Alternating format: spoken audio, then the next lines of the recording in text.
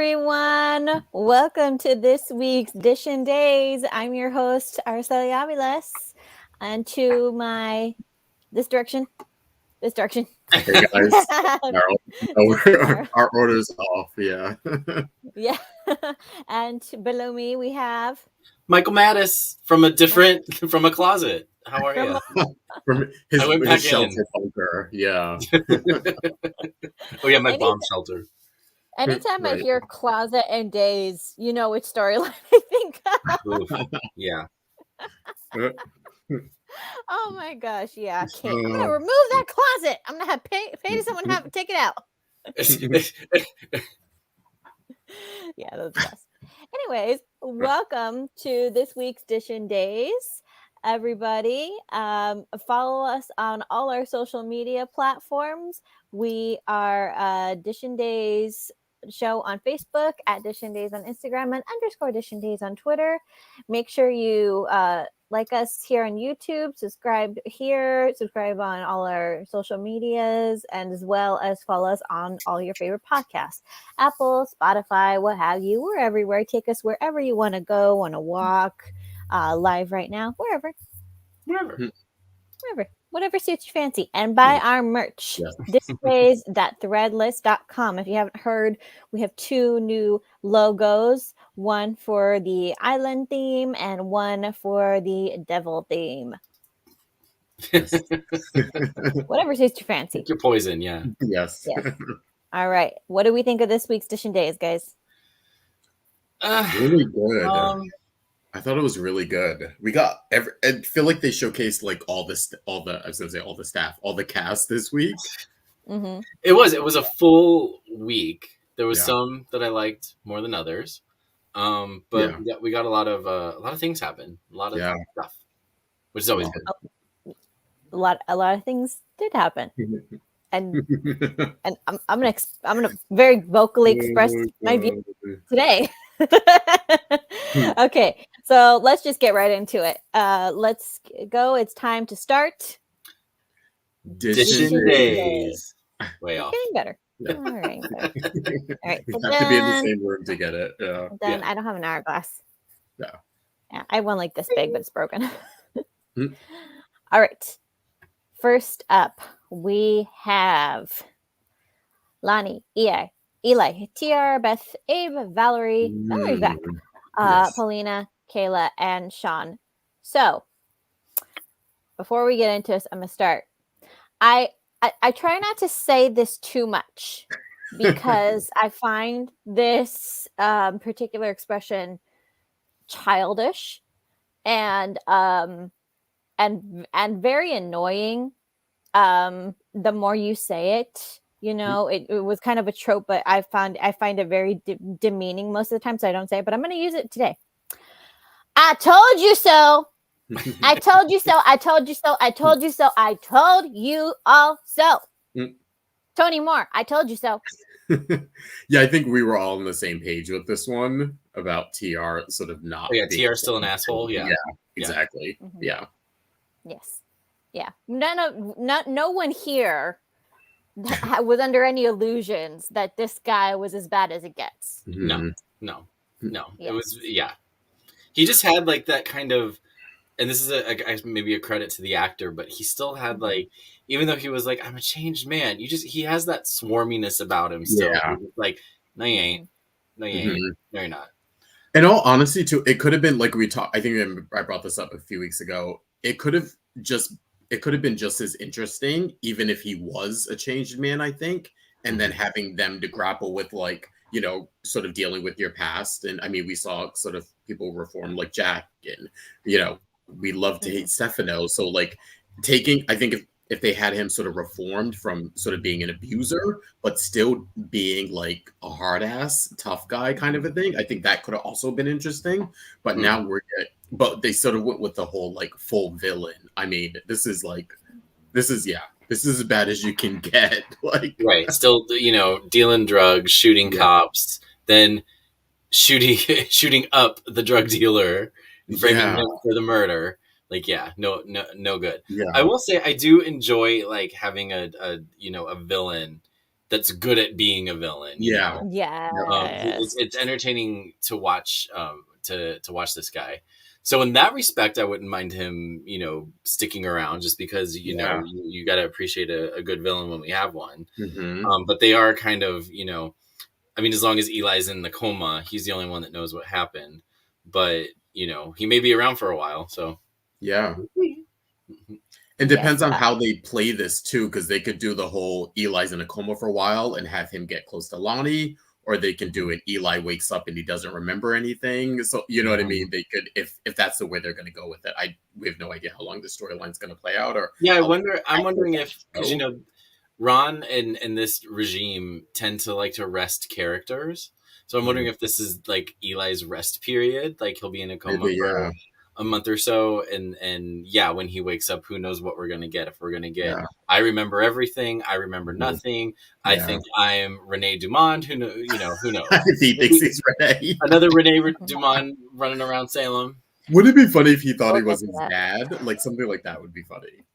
Oh yeah. No. So Eli's been shot, Eli's in a coma. We know Eli was under no illusions. He was trying to be respectful of Lonnie's feelings. We saw that at the beginning of the week, but he was truly like, this guy. I think he spent too much time being a cop, too much time in the FBI, I think, to really believe that someone like this, someone with this pattern of behavior could change. And he's right. Yeah. So now we have the situation where Eli can't tell what he knows, but Abe has kind of, it seems like he's going to pick up where Eli left off, where he's under no illusions. He doesn't buy what this guy is selling. No. He's made that very, very clear, and he wants nothing. He wants TR to have nothing to do with Lonnie, the kids, Paulina, anybody. No, Abe's got his number. Yeah, Abe's got his number. But do we think that he's fooling anybody else? Do we think that like Paulina and Lonnie and Sean are buying this? I think Paulina's coming around.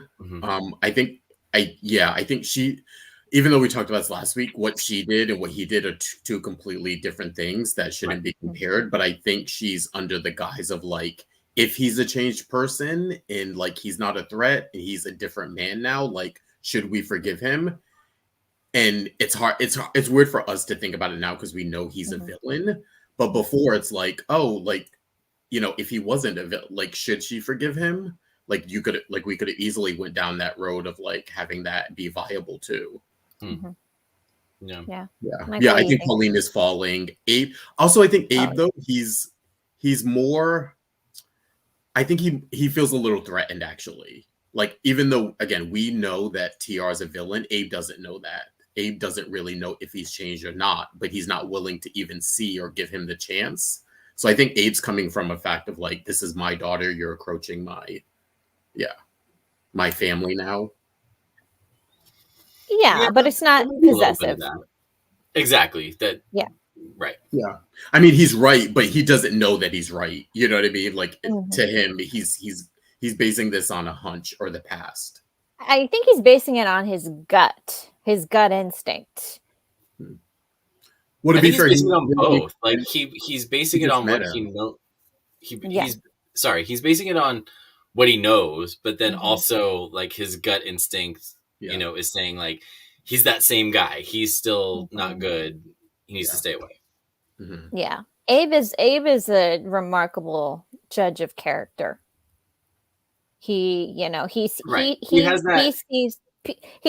and it's not that he gives people a pass, but he sees their motivations.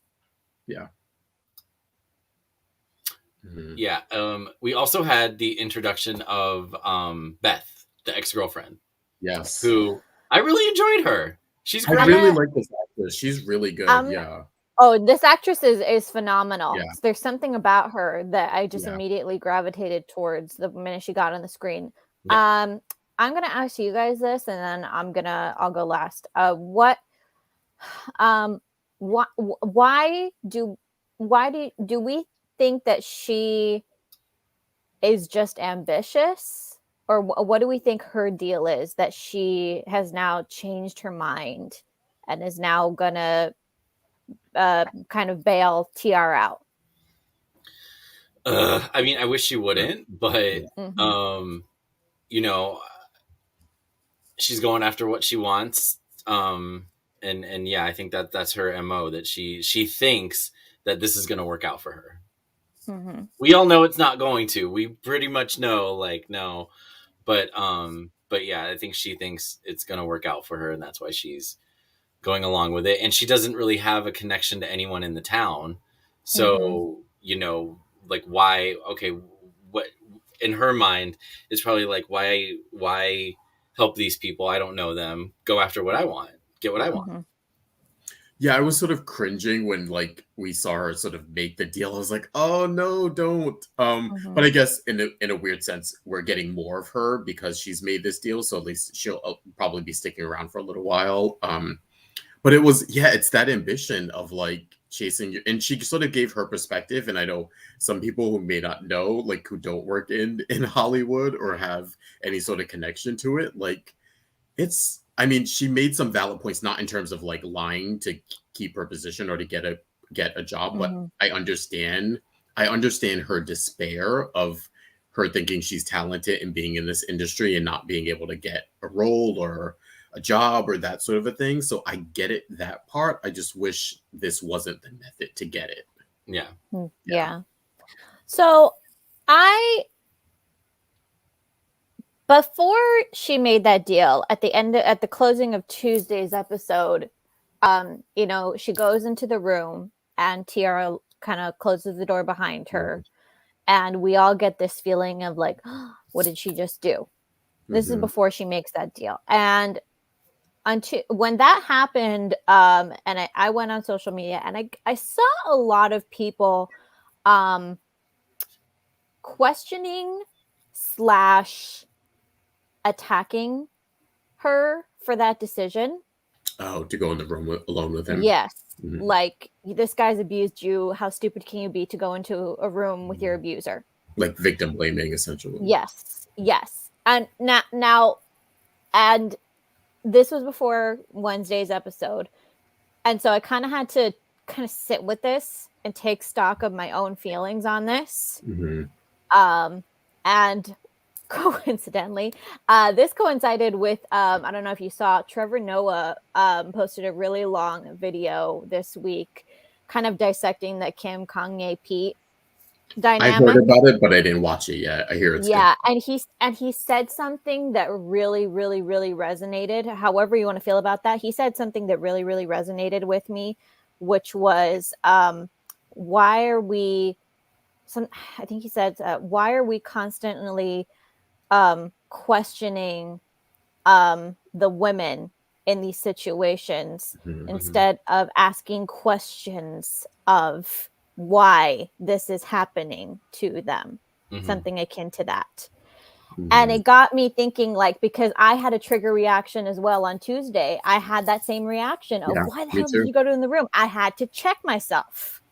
I had to check myself and say, I'm like, okay, you don't know this woman's experience.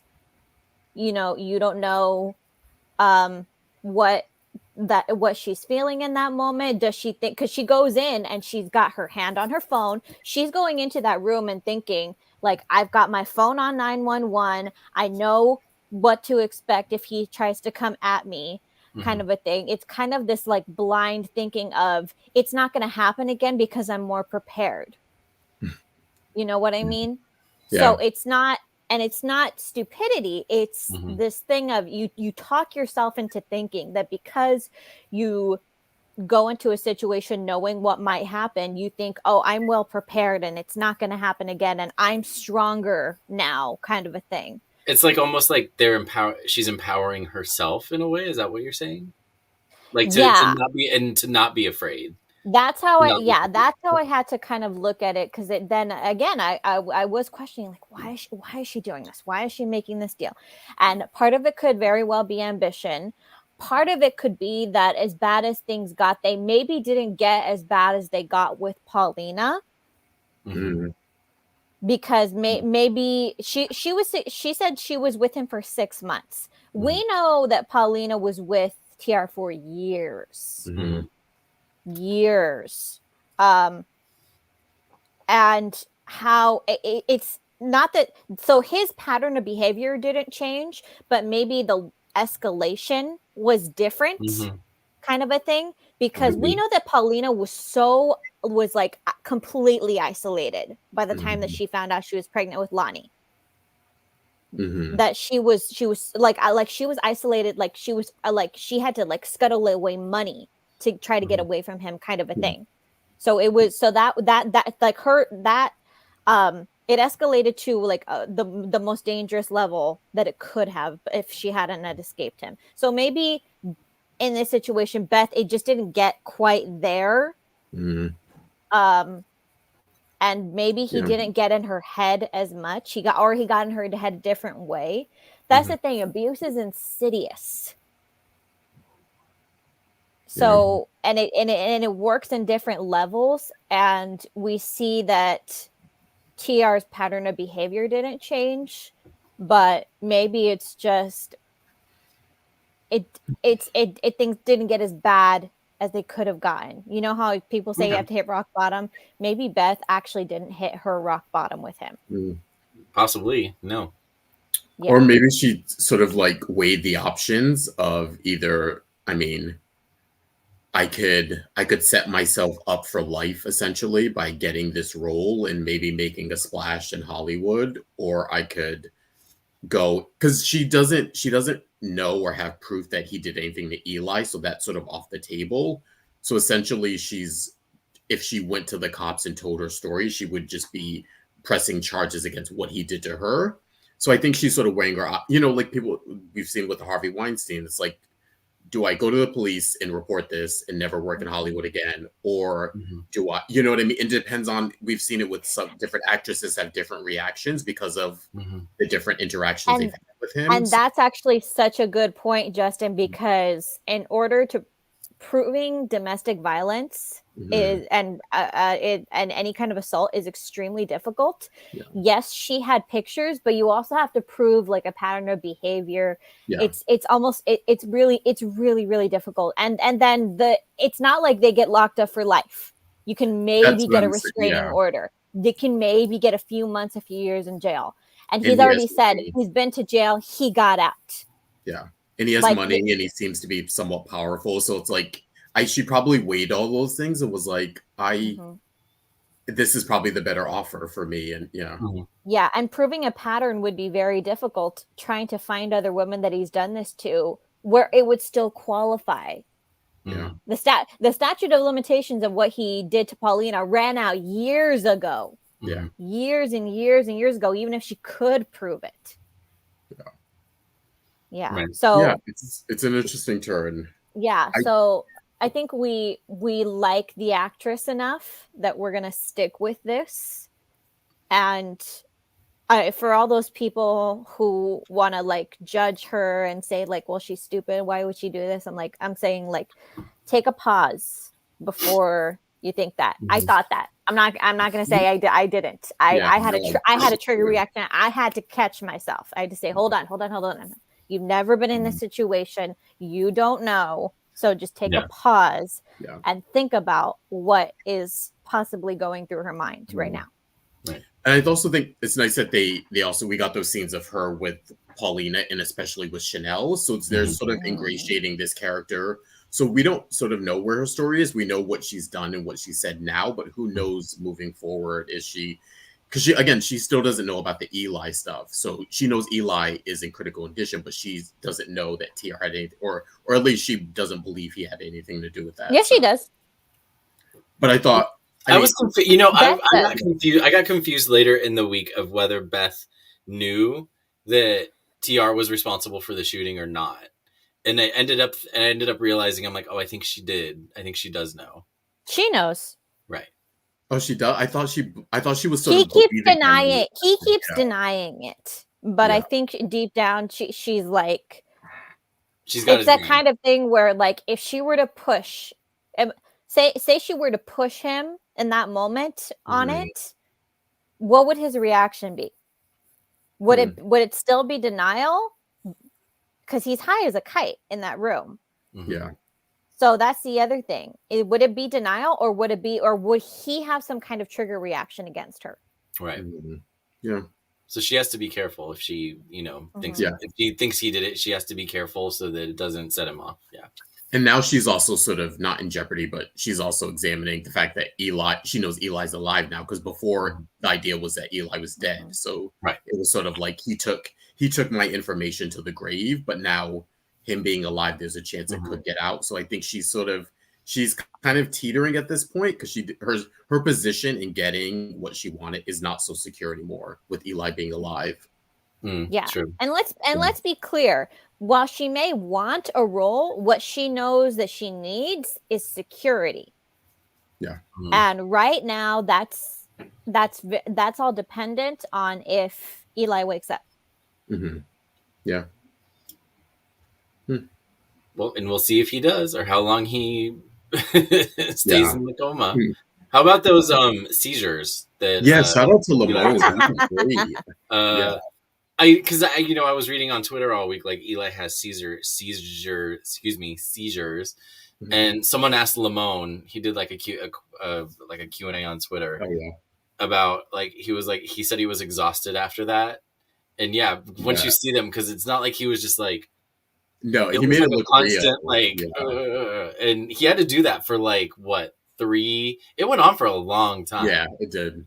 So props to Lamone for putting up with that, but because those were intense. Yeah. And we got Valerie back for it, which is always always good to see Vanessa Williams on the screen. And just rolls right in, and makes me miss having her on full time. I know. Every time she's back. Hopefully she stays. I like this presence. Yeah. Like, we have her back. We have this new Beth character. We're still kind of unsure. I'm liking what we're seeing here. Yeah, it was kind of interesting to see that whole room of wonderful Black actors, and then the one little white lady, and Sierra's like, "Who the hell are you?" And Pauline is like defending the little white lady. She's like, "This is Eli's grandmother. Show you some respect here." Yeah, I love that. Yeah. Okay. So that was about it. And so Sean's on the case. Sean's gonna. The reality is, I'm really not sure what Sean has to work with here. Oh, I know what I was going to bring up. So, Del Matthews brought up this point to me last night. Security cameras. For all the stuff that goes on in that damn park, can we not get some security cameras? Yeah. Mayor Carver, we need some security cameras in this park. Yeah. Enough shady stuff has gone down. Enough people have been shot in this park that we're gonna need some cameras. Shot and stabbed and all kinds of shenanigans. Like EJ, Sonny, we can go down the list of people. It'd probably kill all the storylines if there were cameras. Yeah. I think it's really time. Yep. Oh, what else was there? Was something about that kept bugging. Oh God, it was. Oh, the fact that I don't know. I was getting annoyed that Sean wasn't recognizing Eli as his cousin. I don't know. I feel like when we talked about this last week, how Eli's a Horton, but they have him segmented with Julie so much that it doesn't extend to everyone else. So there was a point where Sean was talking to Beth, and he didn't he kept saying, or he said something like family or Eli's connected or something like that, and instead of saying my cousin or Eli's my cousin, or I feel like they don't do stuff like that anymore, which is weird. Where I feel like they should. It would be one of the things that I think is what we should have back is bring back some Hortons who either have the last name Horton or are a little closely related. Somebody that we haven't seen in a while. Interesting. Yeah. Because we only ever get them Christmas when they're putting up the tree. Yeah. And it's been several years, and it's you're right. It's kind of like we're getting the far off cousins. where it's like we know that Eli has closer relations. Doesn't he has a brother somewhere? Yeah, he has a brother. Like, yep. that David didn't have one kid; he had two. Yeah. Just So, that like popped in my head when I was watching, and I was like, oh, like it just seemed glaring the way he was talking about it. It was like so detached, especially when you consider like then the next scene he's like grandma to Julie, and it was like, oh, okay, like yeah, can emphasize the fact that you're actual cousins. Bring back Mike, bring back Lucas. Like, come on, yeah.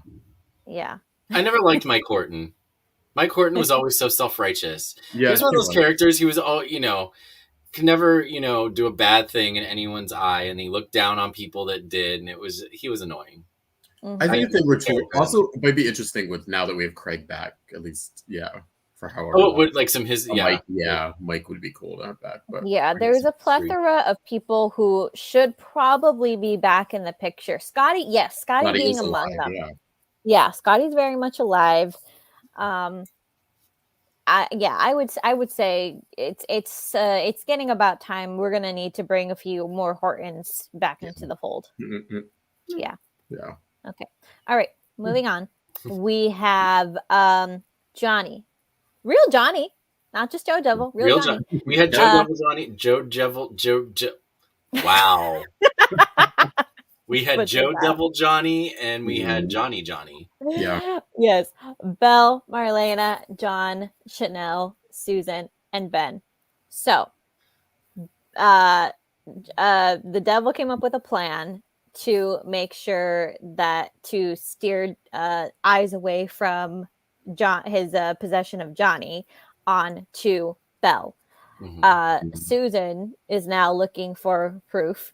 And Ben went to Marlena, and because I don't know why people don't realize that the devil can jump bodies, and it's not like it's like in an instant. Well, and the other thing is, if Susan is so intuitive, like this is what bothered me. Like it seems like her intuitiveness about the devil thing is selective and convenient. Like if she's so intuitive about this, she would have known that it wasn't Belle. She would have known that Johnny was the one possessed. Like she but and then she's like, oh, because she saw the 666 on her jacket.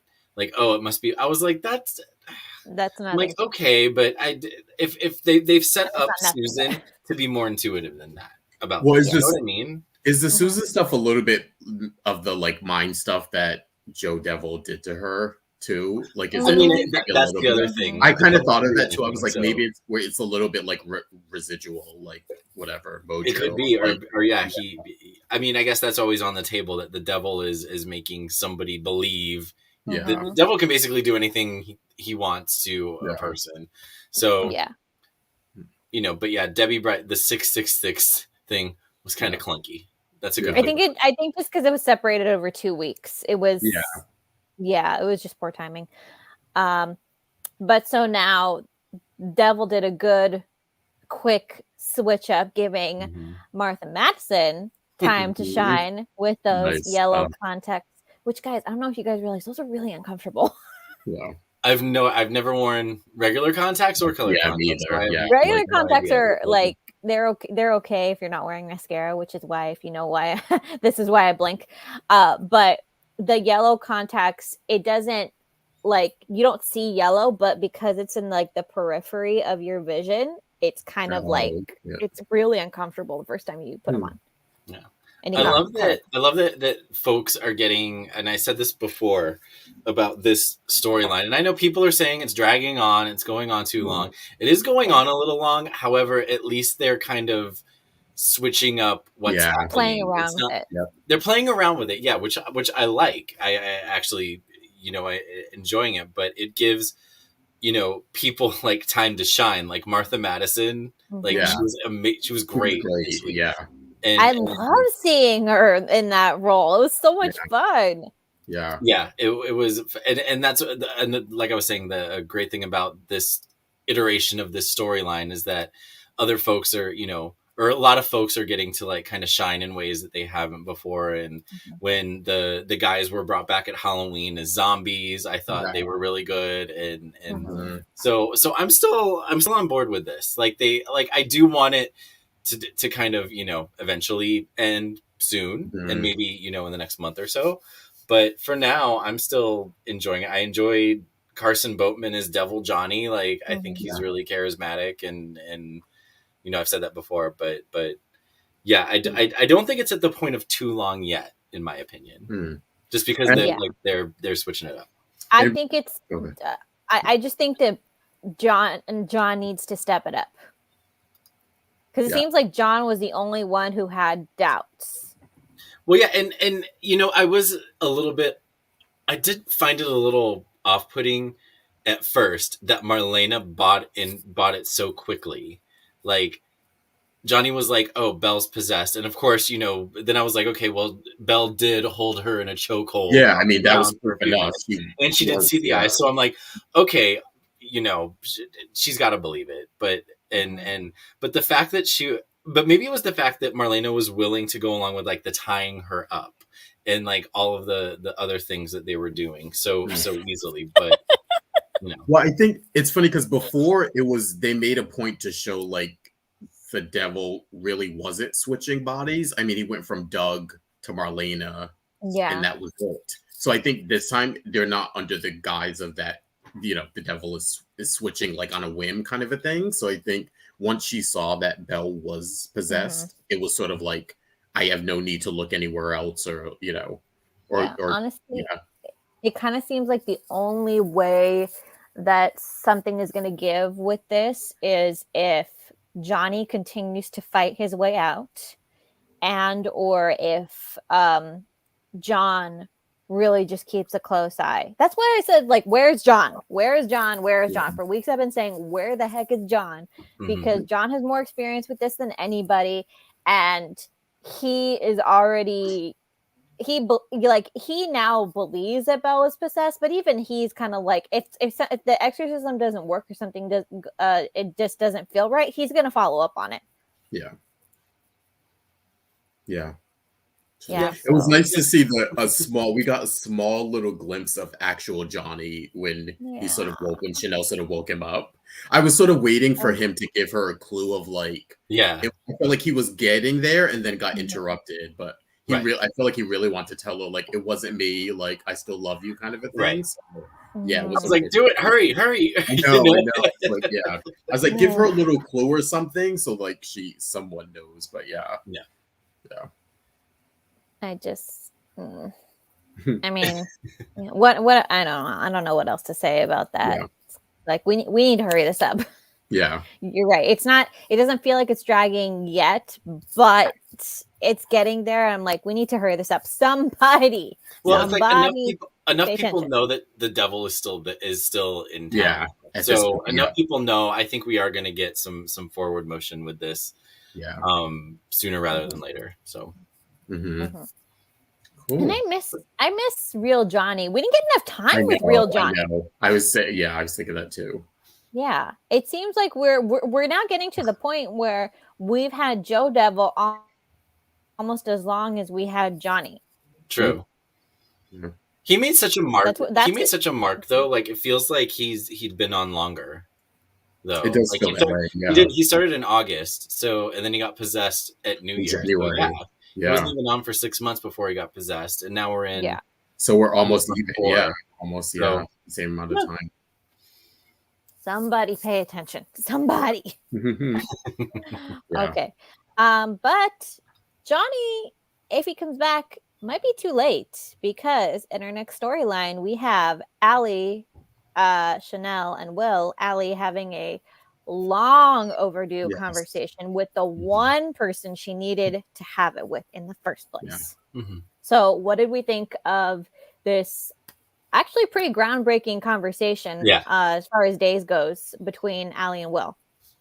I was completely ecstatic because I think I said last week, I was like, they're still not addressing the elephant in the room. Like, they seem to be pushing this, like, will Trip forgive Allie? Will they get back together? And I'm like, guys, like, she slept with someone else who she has feelings for, who she's kissed. Like, why are we exploring that? So this week, I was like in heaven that they were having that conversation. And I thought it was so well written and just honest and also informative too. It's sometimes those conversations you feel like not only are you doing it in service of the characters, but you're also doing it for the audience who. It was definitely like a public service announcement. Exactly. And it was so well done where it didn't feel clunky or like preachy or like after school special. It really felt like two siblings kind of talking. Yeah. Yeah, I thought it was great. I thought it was a great, honest conversation. And yeah, maybe it, will help, open other people's eyes that it's not just, you're on one end or on the other end. Maybe sometimes you're, in the middle. It happens. And, and just, talking through it with somebody, can just open your eyes and make you see things, that are there, but you don't know where to look for them. So yeah. That was great. And I hope that this was an educational conversation for viewers, not just on bisexuality itself, but on the fact that whenever there's a question of sexuality, it's almost like people want you to define yourself. So you define yourself for another person to clear up any confusion on their part, when that's not how it's supposed to work. You're supposed to define who you are and who you like for you. It's not to satisfy someone else's curiosity or because your parents don't get it or because, unfortunately, and I've known a lot of progressive people who just still don't believe in bisexuality. It's a thing. It's a thing. It's here. Get over it. Yeah. And also, it's just like get over it. If somebody says I like girls and I like guys, just believe them. If they happen to end up with a girl over a guy or vice versa, well, that's because it's the person. Yeah. That's because it's like, well, this is a person I can build a relationship with. Yeah. Has nothing to that who a person ends up with is not just about sexuality. It's like I was explaining this to my niece the other day. I told her, like, you don't control who you fall in love with, but or even who you're attracted to. That's not really something you can control. You control who you build a life with. Yeah. Two completely different things. Yeah. Also, I love adding on to that, the follow-up conversation with Chanel and Allie and about Allie sort of recognizing, like, this is the way I define it. You define it differently. Right. It could be similar. It's just, how we identify each other or how we identify ourselves and what sort of labels we attach ourselves to or don't attach ourselves to. So, Yeah. Chanel says she doesn't do labels. And Allie, and she identifies as gender fluid, I believe. Yeah. And someone brought this up. I forget who in the chat. Forgive me, but we were missing this from the Craig stuff. This type of talk or dialogue or exploration. I think this is what we're missing from that. And we'll we can get into this. I still don't think that storyline is a storyline about a man coming out as gay. That's not what that story. Maybe it should be, but it's not. Yeah. But you see how like that conversation started with Allie and Will, where it kind of felt like she didn't think that bisexuality was a thing. Right. Yeah. She felt like she didn't know where she fit. Yeah. Because she didn't know where she fit because she's attracted to men, but she's also attracted to Chanel, and she's like, I'm not straight, I'm not gay. What am I? So it was an educational moment for the character too. Yeah, and the thing is like that's like saying that if you're a gay guy, you're attracted to all guys. Yeah. It's kind of like the same thing. Like just because if you're bi, you're not attracted to all men and all women. You just happen to attract to this person. It's like it's like if you're it's the same question. It's like if you're straight, it's like, well, how do you know? It's like, well, I'm attracted to this person, but it's like, oh, are you attracted to this entire gender? No, you're just attracted to that person. Right. Yeah. So this is our PSA. This is our PSA. Yeah. The more you know. Needs to happen. But I'm so glad we got moving with that storyline. Yeah. And then we're also getting Chanel and Allie sort of they're going in. Yeah. Going all in on it. Now, I will say, somebody in the chat actually did bring up a good point, however, that I might agree with, depending on how things go. That this is kind of great that Allie has figured this out. Fantastic. But this is moving very fast now. Mm-hmm. A little bit. Like, oh yes, they're both like, this is basically a rebound relationship for both of them. Yeah. Yep. So in that sense, they need to be careful. Yeah. Because it's great that they figured out this between themselves, but there are still outside stuff that they need to deal with Trip and Johnny, especially on Johnny's side. Well, yeah, they're still married. Yeah, that stuff is going to come back to bite them, unfortunately. Through no fault of their own. I don't, no. Again, this is a storyline where I'm like, I don't blame anybody. Yeah. It seemed I really don't. I don't care who ends up with who, but this is going to come back to bite them. Also, too, if who know, when this is going to end, like we just talked about, but we may get actual Johnny back, and then it's like from that standpoint of like, oh, now I'm getting a divorce now with my wife, who now is with my sister, fully now. It's just more drama. Well, and then who knows how Chanel's going to feel when she figures out that it wasn't Johnny that dumped her with Devil, and so then how's that going to, obviously that's going to affect the relationship, and obviously that's going to come out at some point. Yeah. So it's going to be it'll be interesting to see how they go forward with all of it, and all of, like Araceli, you were saying, all of the outside stuff that still is there. And aside from like the relationship stuff and the sexuality stuff, which is so important, there's a real brother-sister relationship at the core of this as well. That a lot of damage has been done, and it's actually, though nobody knows this now, it's of no fault of Johnny's. No, right. Yeah.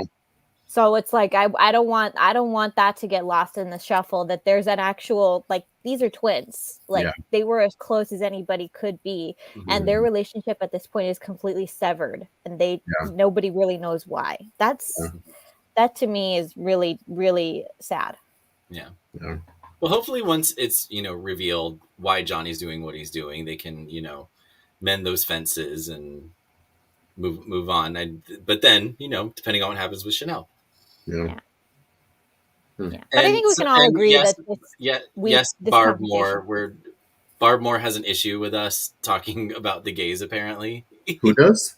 She was like, Barb Moore, is it Days of Our Lives or Gays of Our Lives? It's Gays of Our Lives this week.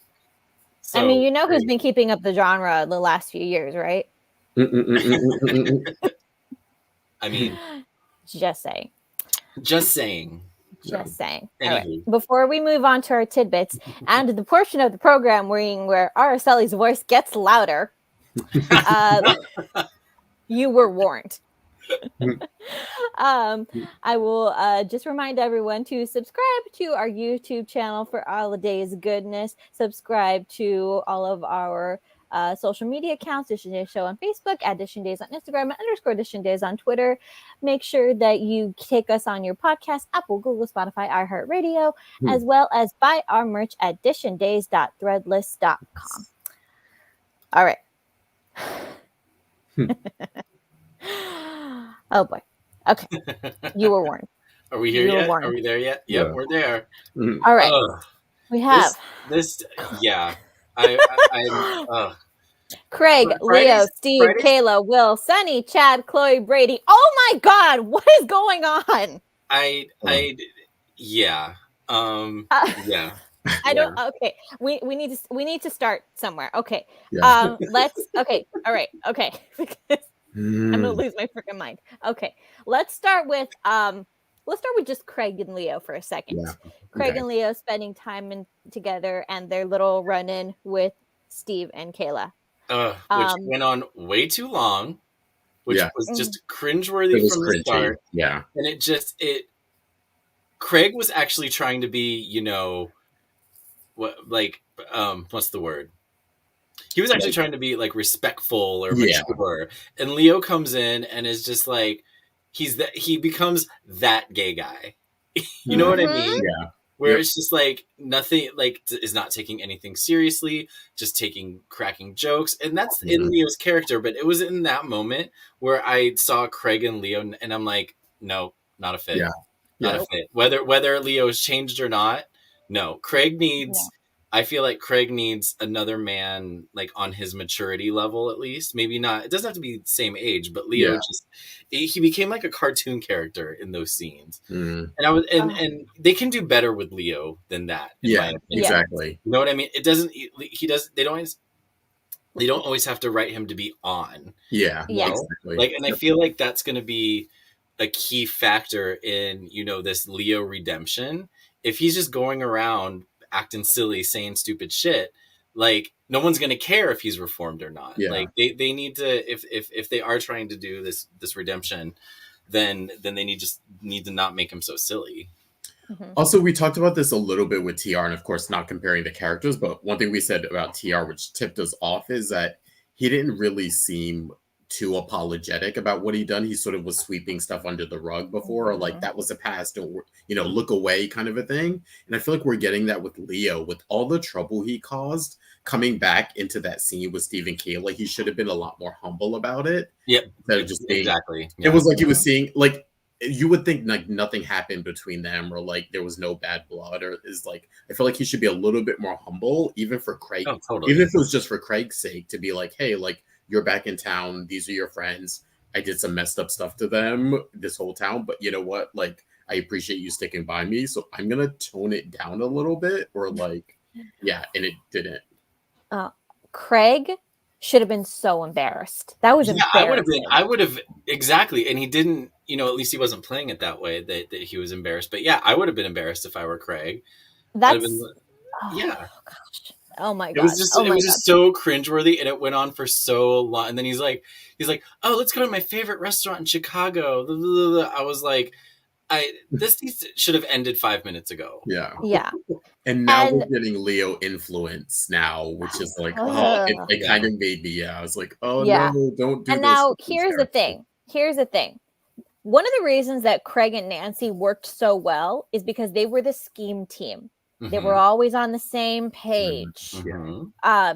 Everything that Nancy did was to further Craig's career. Was it ethical? Absolutely not. But they were a team, Absolutely. And at the end of the day, Nancy was, as Craig explained, someone who was always at his arm at awards and fundraisers and organizations. She was the jewel on his arm. Who could charm a room and get involved in things. So of course, the minute that people find out, was it good that she? It wasn't exactly a good move on Nancy's part to out Craig. Where I didn't agree with that. That was unacceptable. However, it would be the same situation. That aside, it would be a similar situation if he cheated on her with a woman, because basically, from his perspective, what he's saying is, it would have been like, the same thing. I need someone on my arm. That's basically was kind of one of the points of that conversation, was I need someone on my arm. You really think that Leo Stark is going to be the jewel on Craig's arm, who's going to charm a room? He's going to go to the fundraisers and do all the organizations that Nancy did. And that's the thing. Leo's good for the scheming part, but he doesn't have the finesse to sort of, once you get there, to be like the doctor's wife in that sort of stature, or the doctor's husband, boyfriend, partner. That's not his role. Nope. He'll get bored. He'll get bored so fast. He loves the perks. That's what we're saying. He loves the perks. He loves being able to say, my boyfriend's a doctor. He wants to say, my boyfriend's chief of staff. But he's willing to put the work in with that. And he's showing his hand so far soon with really pushing the stuff with Kayla, where Craig was just like, Craig wasn't even thinking of it. And the fact that it's really coming from Leo to do that, it's sort of like, see, are you now just setting up your next scam or your next social position, which kind of rubbed me the wrong way. It felt like, I felt like if it was more organic and like Leo was pushing, like if the job became open and Leo was like, you should take it, I would feel differently. Right. The idea of it's like now a scheme to like kind of screw over Kayla is kind of like now, you know, one step forward, two steps back kind of a thing. Yeah. Yeah. And in the grand scheme of Craig embracing his sexuality, this is such a small thing, but it's yet another thing that Craig did not think about. Right. Yeah. Another thing, and Craig's career is very important to him. He really didn't think about this part. Yeah. And I'm just like, oh, I'm sorry. Oh my God, this is just, to me, this is not a coming out story. This is a story of another man thinking with his thing. Yep. It's funny you say that. I will say this, and Michael, you definitely know this. We actually talked about it with another celebrity who we won't name. But this is sort of and for those that don't know, like in the gay community, especially for gay men, when you come out, there's a tendency to sometimes attach yourself to someone or the first person who sort of pays you attention. And in the gay community, if you have gay friends, it's always like a no. And that's something that we sort of like, you know, when you're welcoming someone in, it's sort of like, okay, this is what you don't do when you're coming out and sort of exploring your sexuality, is immediately get into a relationship and immediately attach yourself. And people do it, I think, because it's, you know, being gay, there's such a form of arrested development there that like you're finally now get to be who you are and get to be with someone who you want to be with. So like the idea is like, oh my God, I got someone, this is great kind of a thing. And it's very much sort of one of those of like, we look out for each other by sort of telling people not to do that. And Craig, of course, doesn't have any, and we're seeing this play out where he's getting with Leo. He's sort of ignoring the crazy signs. And like you said, he didn't even think about his career. It's like, I'll add, this is what straight people do for their formerly married friends as well. So even I know this rule. It applies in both situations. It's like the first person, no matter how exciting, no matter how whatever, no, you don't do this. You don't attach yourself and put all of your hopes and dreams in this one shiny package. Yeah.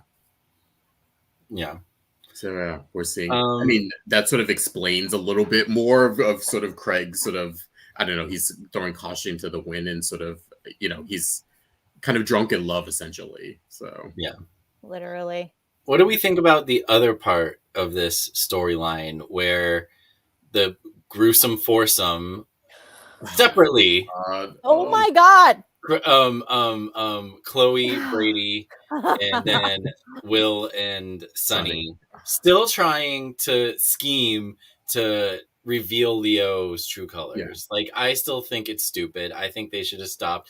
And now they're dragging Chad into it. Oh my God. I would never, ever ask a straight friend of mine to go to bed with a gay man. This is I would never. I'd be like, if the friend came to me and said I wanted to go to bed with a man, I'd be like, go for it. But I would never like be like, hey, can you do me a solid and go bang this guy, please? Like, no, this is ridiculous. Like, I was just like, we got a hint a couple weeks ago that this was coming, and it's here already. And even when I heard it the first time, I'm just like, no, like a self-respectful gay man would not do that. And now, now they're not only going with this storyline that shouldn't be, in my opinion, like they should just be letting it play out and not forcing a revelation of any kind. But now it's like, now we're getting like Will and Sunny's characters are being tarnished and about being obsessed about outing Leo as a schemer still. And it's dumb. It's dumb. Go ahead, Araceli. I know you have a lot to say. I do too. I really don't. That's the thing. I have no words for this. Like Michael said, we actually kind of got a heads up about this, and I'm going to tell you right now, no one wants this. And everybody in the chat room right now saying, "Oh, this is going to be funny." No, it's not going to be funny. I go so far as to say that this is insulting. Exactly. Yes. Perfect. Yeah. This is so bad. It's so many. It's an insulting thing to do. It also doesn't help reinforce the stereotypes of like, gay guys always hitting on straight men, and we could turn them. And we're always trying to recruit the straight guy. Exactly. It doesn't help that, and also it just doesn't. I don't. Like we said, this is just so straight, so far away from Craig's coming out and the exploration of that. This is like a Leo thing, which why are Will and Sonny that invested? They're not that invested in Will. And also, like we said before, beyond Salem, they were sort of like frenemies with Leo. This doesn't for them to go so hard to pick up their life, to do it so that Craig doesn't like.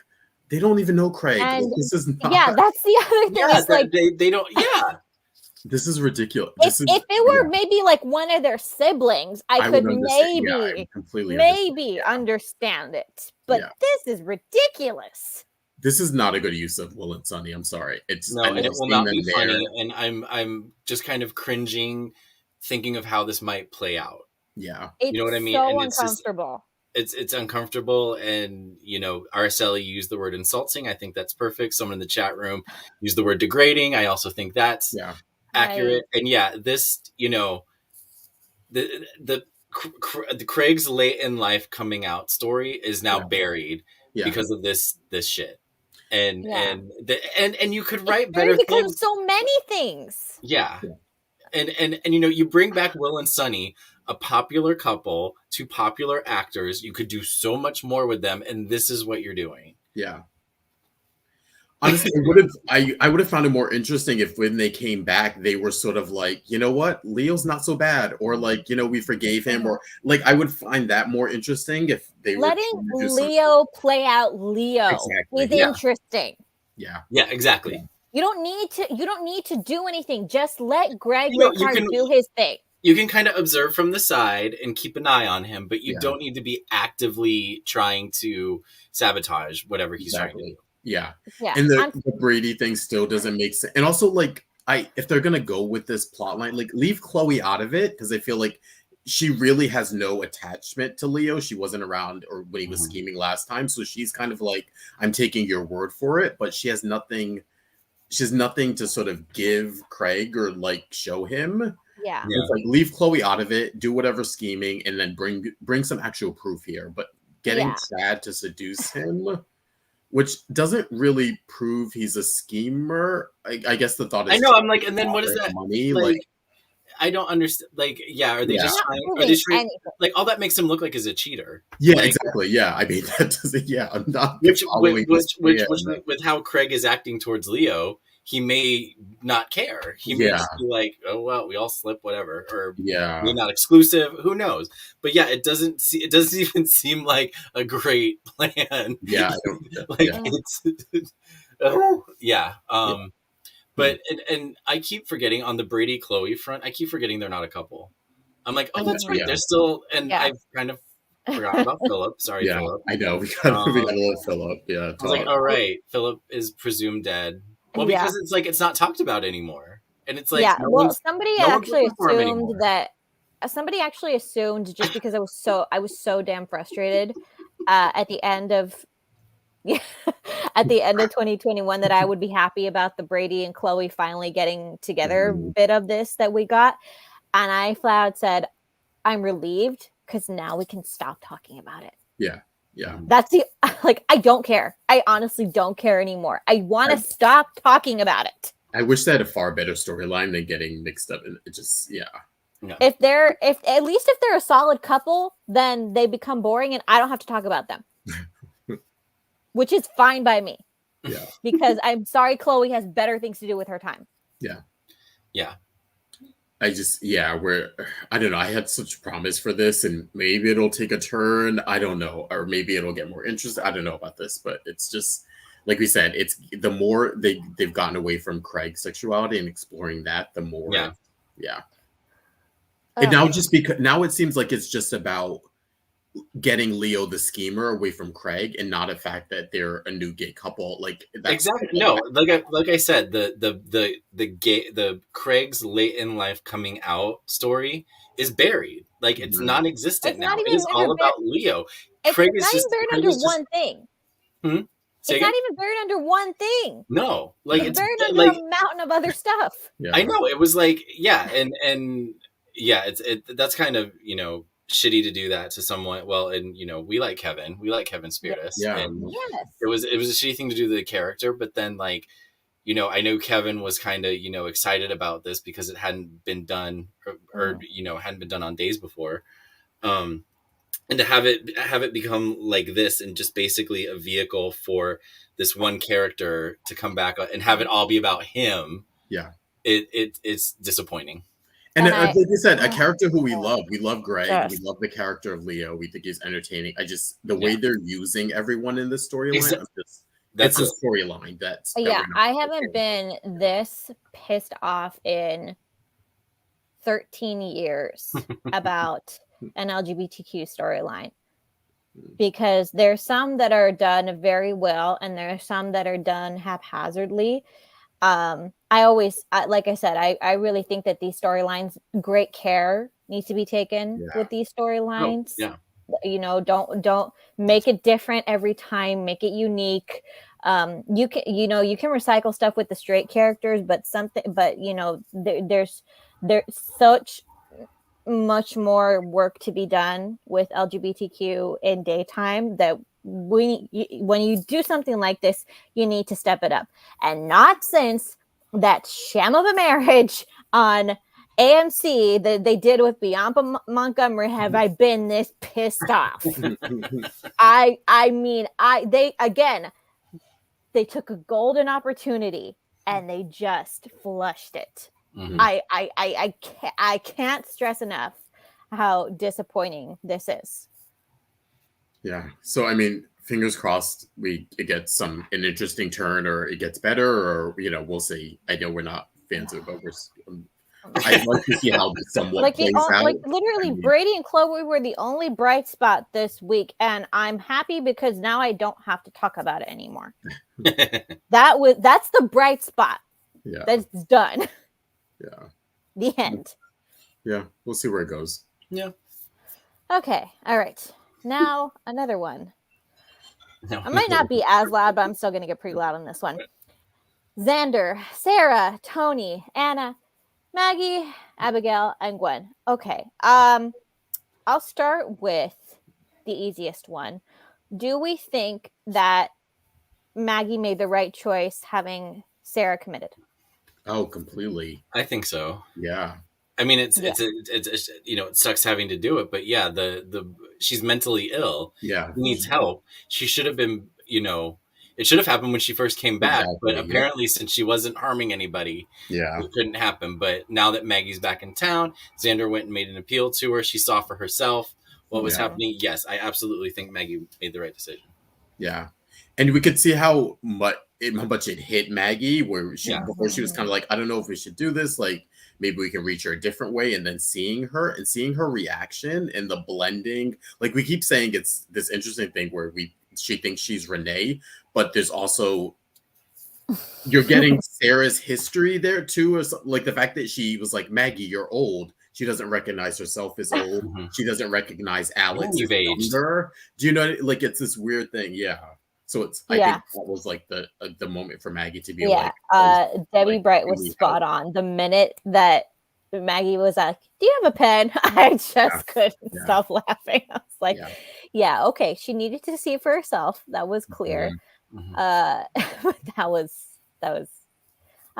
Suzanne at her best. Yeah. It really was. Right. She brought it this week, Suzanne. It was all over her face.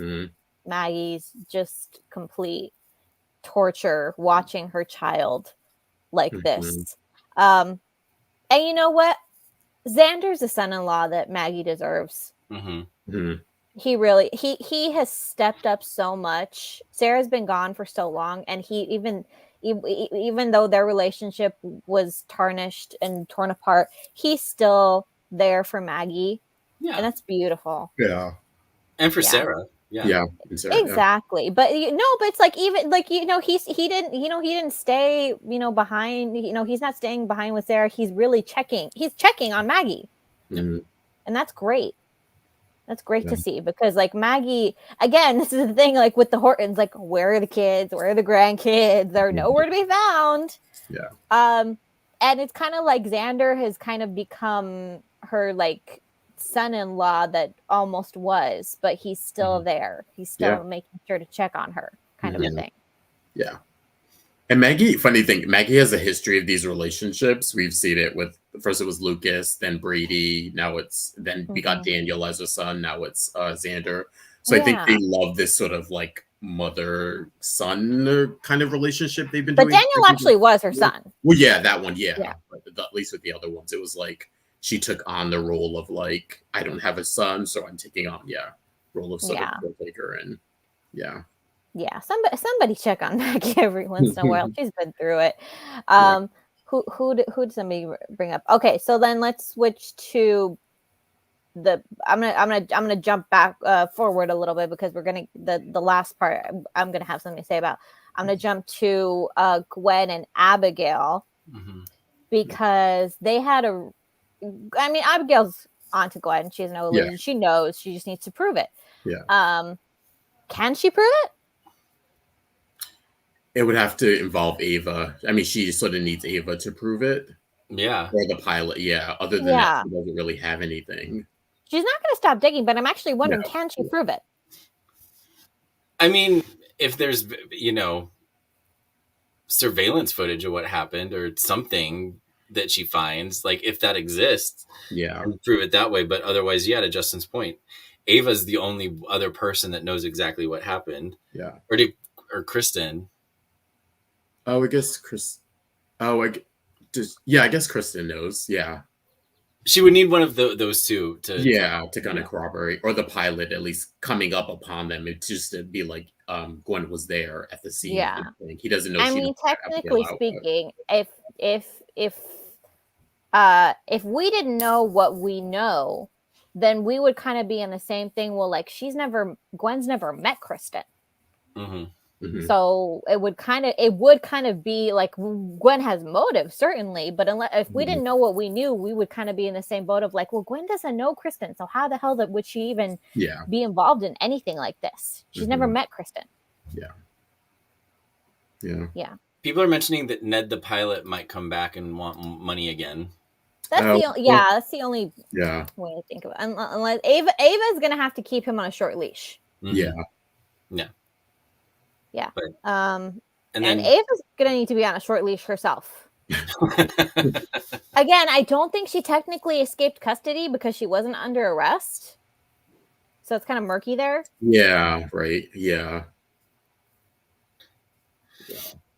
So I don't know. But somebody pointed out earlier, Xander calling out Abigail. Kudos to Xander. See, I was sort of wondering about that one. I don't know. What do you guys think? Because before it was like, I need Abigail to help find Sarah, and then he was willing to take Abigail's help to find Sarah, but he is on. Well, I think it's two parts. One, he is on Gwen's side. He believes her, so that's another part. Yeah. Two, he brings up a point that Abigail does have a history of being hypocritical. It's this the mentality of the good people do good things and the bad people do bad things, and the good people always take responsibility for their actions and the bad people do not. That's not always been the case with Abigail, and she sometimes she conveniently forgets that. Because Gwen poisoned her first, then Abigail feels justified, like, well, I didn't actually poison you, but I was just going to, but somebody stopped me. But it's like, no, you were. Your intention was still there, though. Oh, yeah. Your intention was there. You were still going to poison her. You're still about to do a very, very, very, very bad thing. And the fact that Gwen is okay, you didn't have a crisis of conscience. No. Yeah. That makes sense. I thought he was reaching though with the connecting the the syringe to now it's your fault, Abigail, that Sarah's in this position. I thought that was a reach. Like even for Xander. I mean, maybe this is the stress of him seeing Sarah, but I guess I'm just of the mindset that you don't leave random needles lying around on the floor. No, yeah. But to then connect the dots to this has now made Sarah mentally ill a year later is like, yeah. I mean, it wasn't ultimately, Abigail had the syringe. She went and got it. She had it. Mm-hmm. She ultimately is, in my opinion. Well, I'd say it's more Kristen's fault than Abigail's. It's Kristen's fault, but Abigail bears some responsibility. Absolutely. And it's responsibility that she is skirting. Yeah. And you're right. It's like she feels like she's the victim because, she has been the victim. She has been Gwen's victim before. So now anything she does to Gwen, like you said, is justified because she was the victim first. Mm-hmm. And that's, doesn't really hold water. No. And other point that, yes, Gwen has lied and schemed and blah, blah, blah ever since she found out what's really happened to Sarah. Technically, she did nothing to Sarah herself. Yeah. Well, actually, Shonda just made a great point. If Xander's connecting those dots, then it actually goes back to Gwen, not Abigail. Yeah, but I mean, you know what I mean? If you're gonna reach, then reach all the way. You know what I mean? Like he's conveniently like picking and choosing, like. And that's where the second part of he's in love with her comes in. Yeah. True. Yeah. So, but it's like, you know what? It's like, no, was it your fault? No. Do you bear some responsibility? Oh, sure. Yeah. In that sense. Yeah. Yeah. So that's it's just kind of some murkiness that you might want to not skirt. Okay. I'm going to get to the part that's oh my God. I blew my top when I saw Tony go off on Anna. Yeah. I'm almost like, are we supposed to believe he's serious? Like, I didn't buy it. Like, I was like, not that I didn't buy it. I just didn't think that would be how Tony would. I don't think that's how Tony would have been. You know what I mean? I couldn't believe the way that he was talking to Anna. Right. I don't think I've ever seen him talk to her like that. No, I thought it was a little harsh, but I thought he actually made great points. I thought Anna she was not being as compassionate as we know Anna to be, and I think a lot of it is stirred up from the memories of Renee and the lost baby and all that sort of stuff. That's the part that Tony wasn't considering, and that's why I was so angry. I wanted to slap that smirk, that whatever his look was on his face. I wanted to slap it off. If I was Anna, I would have, because he came at it from a perspective of that Anna was being frivolous, that Anna was being wasn't being compassionate to someone with a mental illness, which Anna's not above, but this wasn't that. I thought she could have been a little bit more gracious regarding Sarah, and not in terms of the stuff Sarah was doing as Renee in the presence of it, like the shrieking and the going after Anna, like stand your ground there. But I think especially what did she say afterward that sort of really set Tony off? It was sort of like, what do we want for lunch? Yeah. It was sort of like you could be a little bit more compassionate to say, like, even though this is going on, I hope she gets better. I hope, like, this is still Sarah at the end of the day. I mean, again, look, Anna's gonna be Anna, but let's. This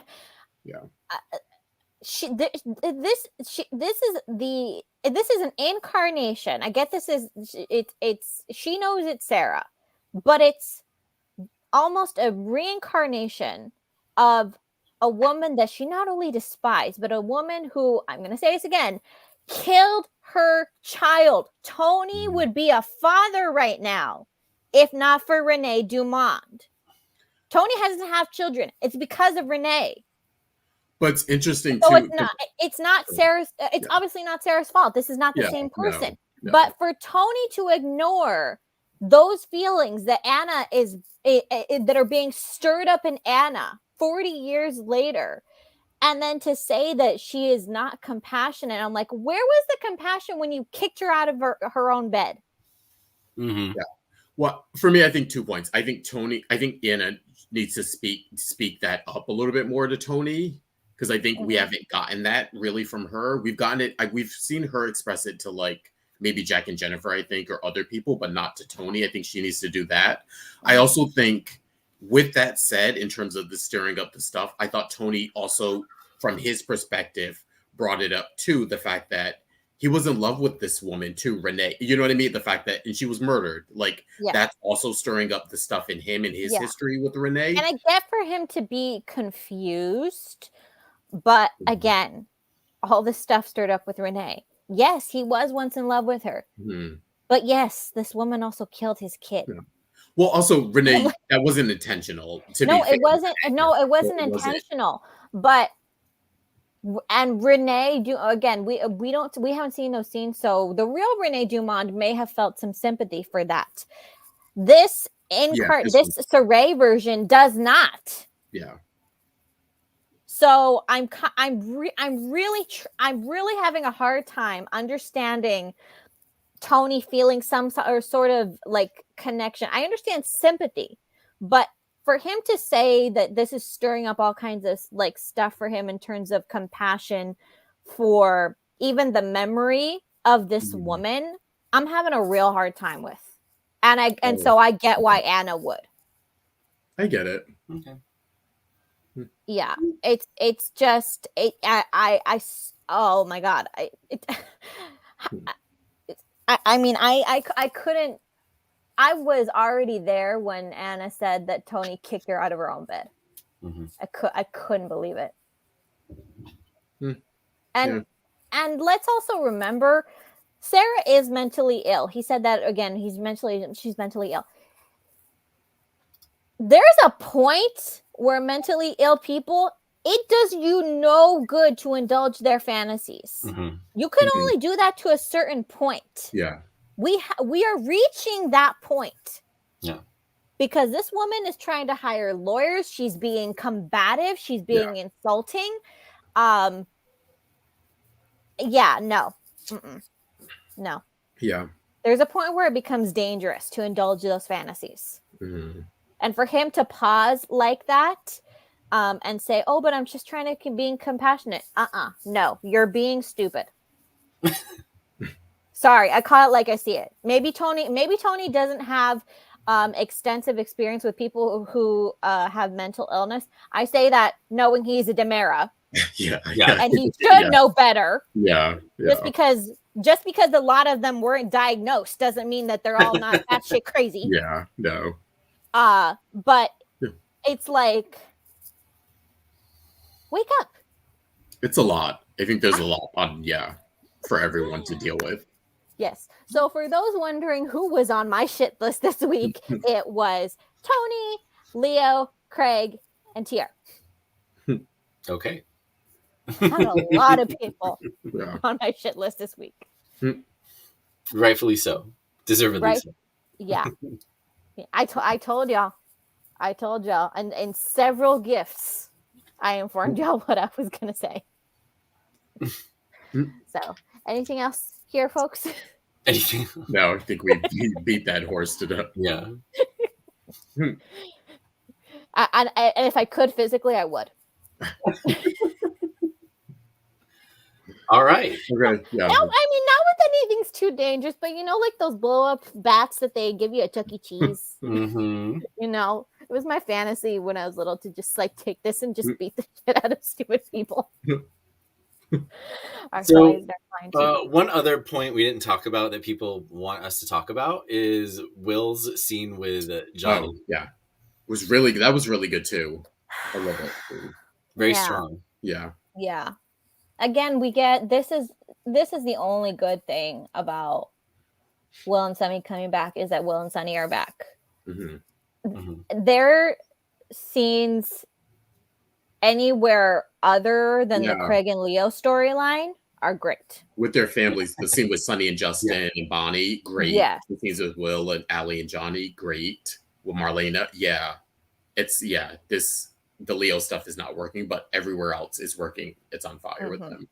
Yes. For all of these other characters and all these other connections, they should be home. Yeah. Yes. And that's that. Okay. Was that the week of days? Yeah. That was a week. That was a week. Okay. Yeah. Y'all know how we are. And now it's time to move on to our segments, and we'll start with Tony's captionette. Not Tony's caption. That's Michael's caption. Oh, sorry, Michael's caption. I'm sorry. I saw it on the rundown. It's like Tony's. I was like, oh no, we had to skip Tony's. No 3 snaps this week. Yeah. Captionette. All right. This week's captionette photo comes courtesy of Eli and TR in the park. And this week's caption goes to Heidi Ann 69 on Instagram with her caption, "Can you hear my heartbeat for the very first time?" Oh, God. Oh, that was a good one. And that was this week's caption that. That was Madonna's song, Like a Virgin. If you don't know it, Google it. Oh, God. Look it up. Yeah. If you're gay, you don't know it, your gay card's probably revoked. Yeah. I'll revoke it. Lesson 1. All right. No, I'm kidding. And let's move on to Those Were the Days. Yes, this week I am taking you guys back to March 19th, 2010, where we had the iconic Stuart Damon debut on Days as Governor Jim Ford. This was a sort of short-lived little stint he did. He played Jim Ford. Those of you who don't remember, this was the storyline where Anna was trying to get Nicole out of prison and getting her pardon for the Sydney kidnapping. And she sort of used her feminine wiles because Governor Jim Ford was an old boyfriend of Anna's in Salem when they were younger. And so that was her sort of end to sort of get Nicole free, was to sort of not seduce him. I don't think it went that far, but to sort of convince him that, there would be something there for them to reprise their romance if he could sort of do her a favor. And so, that's how we got Nicole out of jail for kidnapping Sydney. But that's March 19th, 2010. We had Stuart Damon debut as Governor Jim Ford. Nice. People forget that Stuart Damon was on Days. Ugh. Yeah. Rest in peace. He was, really good. He passed away earlier this year, and man, good soul. Okay. And those were the days. All right. And now it's time for It's a Gift. And this week's It's a Gift. No, it's last week's. That was last week's. It was last week's? Okay. Yes. Damn. Talk amongst yourselves. Okay. Do we do news and then come back to it? I will really admit I couldn't find anything too gifable this week. I joked that my facial expressions watching this week were probably more gifable. More gifable. Yeah, I was yelling at the screen, folks. Yeah, if you could have screenshot my face in some of those scenes. Yeah, but I did find one that I did like, only because we actually didn't talk about it too much during today's episode, but I did want to give her flowers. Do you have it yet, Michael Mattis? Nope. Okay. Okay, well then let's talk for a second about the only person who probably didn't piss me off this week, who was Sal Stowers. Oh, yeah. Phenomenal. Phenomenal Sal Stowers. She really leaned into this, like her whole body was it seemed like her and Lamone actually, like, they both really put their whole bodies into this week's work. Which is pretty good. I think Lamone actually posted that his body actually ached because he was trying to give it his all during that seizure. That was real, folks. That wasn't a robot shaking bed. Yes, and so here we have Sal Stowers as Lonnie, really just like trying to pull it together. Like you could see again, her whole body just was in that performance, crying, but also like trying to like pull it together. And she was phenomenal. And so South Stowers, this is not really a nice gift, but it is a credit to your work this week on Days. Yeah, she was great. And that was this week's It's a Gift. All right. And now it's time for news and gossip. Yes, we are starting off first with, we have a few new entries to the Days YouTube channel, which we talked about a few weeks ago. They're sort of beefing up. They're taking a lot of content from the app and putting it on there slowly. But one thing they have been doing, which we mentioned, I think this week, was they're putting up deleted scenes. So please go there after the week and sort of see if they're deleted scenes. But a couple other things, new content that they have put up is a hot and sunny, quote unquote, hot and sunny interview with Billy Flynn and Zach Tinker. And those of you who were at the Spectrum Celebrity events know the chemistry between these two and how they get along and just what they think of each other. But yes, and for those of you who didn't, you can watch this interview and see they are pretty good friends, and they have a good time sort of teasing each other and bothering each other, sort of like brothers. But yeah, you can check out this really cute. It's not a long interview. It's maybe 5-7 minutes, something like that. But yeah, so check that out. And they've also added a sort of 1-year anniversary interview with Jackie Harry. She's now been on the show for a year. Oh, wow. And so, yeah, I know, right? It's been... The year flew by. In a way, it feels like it went by quick, but also like it feels like longer. So, yeah. So, yeah, you can check that out. See what how Jackie is sort of liking Days and what she thinks of Paulina and all that sort of thing. So check that out on the Days YouTube channel. Yeah. Next up, we have another, speaking of fan events, we have one from Starstruck Fan Events. This one titled Soap Fest 2.0 takes place during Memorial Day weekend, May 27th through the 30th. And our Days cast, we have Patricia Darbo, we have Jordi make sure I get that right. Villasiso, yeah. I always want to say Valesco, but I know that's wrong. As Dario, and then Vincent Irizarry as Deimos, who will be in attendance. And they may possibly be adding more people, which we will keep you abreast. But all tickets and information, go to starstruckfanevents.com. Again, it's Memorial Day weekend, May 27th through 30th of this year, and takes place in Marco Island, Florida. So yeah, go check that out if you're interested in it. I like all these people. I want to go. Yeah, it's a good mix of different. I like all these people. They, like I see some names I haven't seen in a while. Yeah, it's sort of a mix of people from different soaps, so you'll be able to. Yeah. Oh, that's cool. Oh gosh, if you're in the area, go to that. Those are some names I haven't seen in a while. Yeah. And next up, we have another installment, which is turning into like its own segment. It just happened to sort of happen this way, but we have a little outing of our Days actors. This one titled Days' Sushi Night. And as you can see, we have Mr. Brandon Beamer, we have Victoria Konefeld, Martha Madison, Lindsay Arnold, and Carson Boatman, and Raven Bowens. And here are a few snapshots of them. Apparently they went out and had sushi in LA sometime last week. You can check out all these, really great pictures on Marth. Most of these are from Martha's at Marth27. And also both her and Carson took some video. And Carson says at Carson Boatman. Yeah, check that out. Was this for somebody's birthday, or was it just a night out? I don't know, actually. I didn't get anything from the videos that it was a birthday one, or just kind of a fun night out. Yeah. Well, still a fun night out.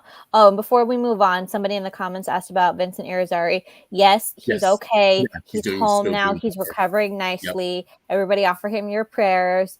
Because this was a really weird random injury that he got, literally like saving someone's life. So real life hero. The surgery still went well so far. There are no complications from it. He's resting. As far as we know, he's resting comfortably at home. So thank you. Continue to send him in first. Okay. And that's our news and gossip. That's our news and gossip. Let's take a look at the promo for next week's Days of Our Lives. Caleb was fired. You had me shot on Boohoo. I was hoping that you would move in with Sarah. No.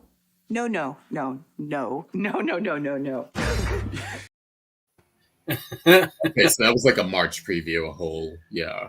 March Madness. Oh wow. Anna right now. No. No. Yeah. About a lot of things. Oh. No. Yeah. That we got some sort of exorcism with Belle on the horizon. And we've got Chad sort of Couple throwing people shagging somewhere. Yes.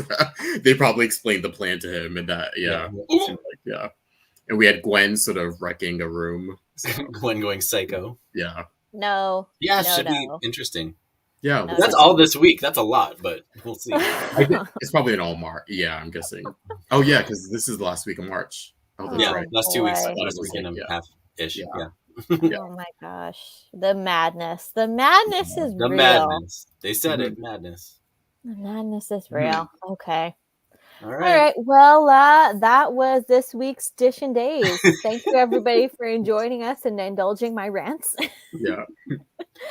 Before we leave, we encourage you to subscribe to our YouTube channel. Follow us on all social media, Dishin Days on Facebook, at Dishin Days on Instagram, and _Dishin Days on Twitter. Subscribe here, there, wherever you get your podcast, Apple, Google, Spotify, iHeartRadio.